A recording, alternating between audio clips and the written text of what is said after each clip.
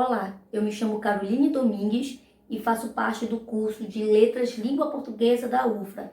Esse vídeo vai ser a análise de um conto chamado O Voluntário, do livro Contos Amazônicos, de Inglês de Souza, para a disciplina Literatura da Amazônia 1. Antes de irmos para a análise do conto, vamos ver um pouquinho do que se trata a história.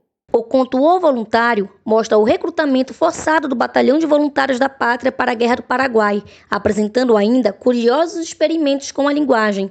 O narrador do conto nos fala do sofrimento de uma velha tapuia que viu seu único e belo filho ser convocado para a Guerra do Paraguai, pano de fundo que se passa a nossa história. A velha Rosa era uma tapuia, povo da região do Pará, descendente de indígenas, que vivia de sua atividade tecelã. Muito humilde, tinha como seu maior patrimônio o filho, que era um primor de beleza e candura no trato com os demais.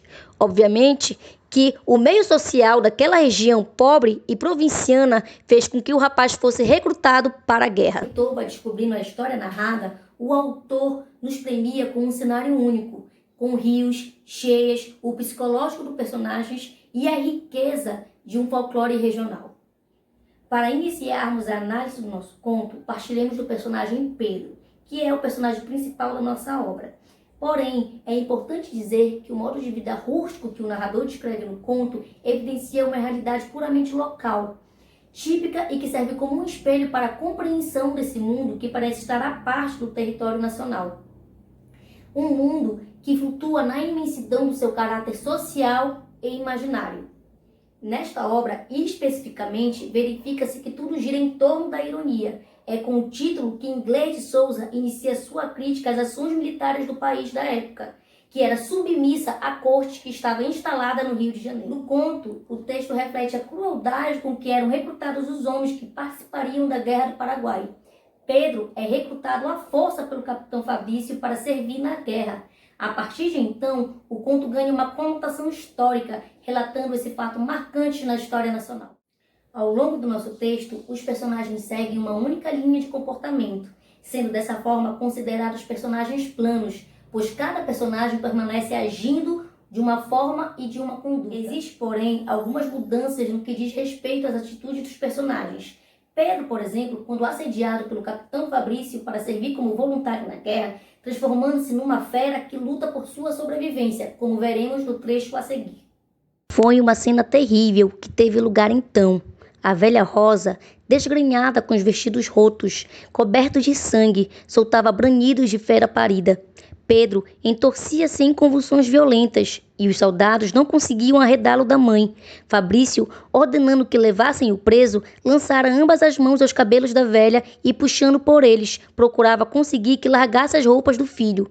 Os guardas, impacientes e coléricos, desembainharam a baioneta e começaram a espancar alternadamente a mãe e o filho, animados pela voz e pelo exemplo do sargento, ainda pálido pelo susto que sofrera. A história é narrada em terceira pessoa, descrita num tempo cronológico e contada pelo advogado que foi contratado por Rosa para defender o filho. É um narrador onisciente e onipresente, como veremos no trecho a seguir. Pedro era, em 1865, um rapagão de 19 anos, desempenado e forte. Tinha os olhos pequenos, tais quais os do pai, com a diferença de que eram vivos e de uma negrura de pasmar. A narrativa segue apresentando uma linguagem coloquial e regional, típica do povo amazônico, evidenciando dessa forma um dos elementos que contribuem na construção de uma identidade amazônica, como veremos no trecho a seguir. Apesar da pobreza rústica da casa, com as suas portas de apar e as paredes de sopapo, com o chão de terra batida cavada pela ação do tempo, tinha tapuia em alguma conta o asseio. Trazia ao terreiro bem varrido e o porto livre das caravanas que a corrente do rio vinha ali depositando. Na obra, temos a relação entre dominador e dominado, representados por Capitão Fabrício e Pedro.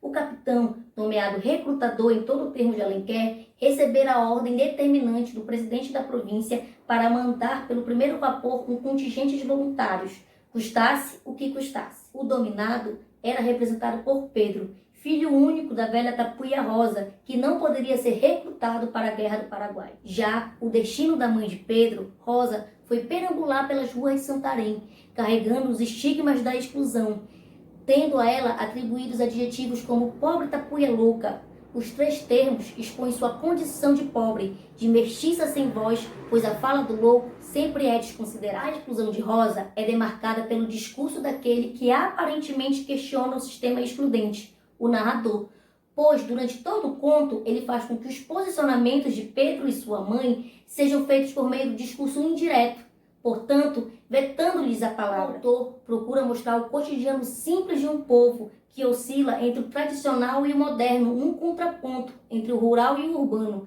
característica tão fortemente enraizada na cultura popular do Norte, neste conto, O Voluntário. Para finalizarmos a nossa análise, devemos compreender que o enfoque principal do conto é a situação do caboclo como uma classe social, que vive em constante relação com o ambiente e que destina o seu sustento.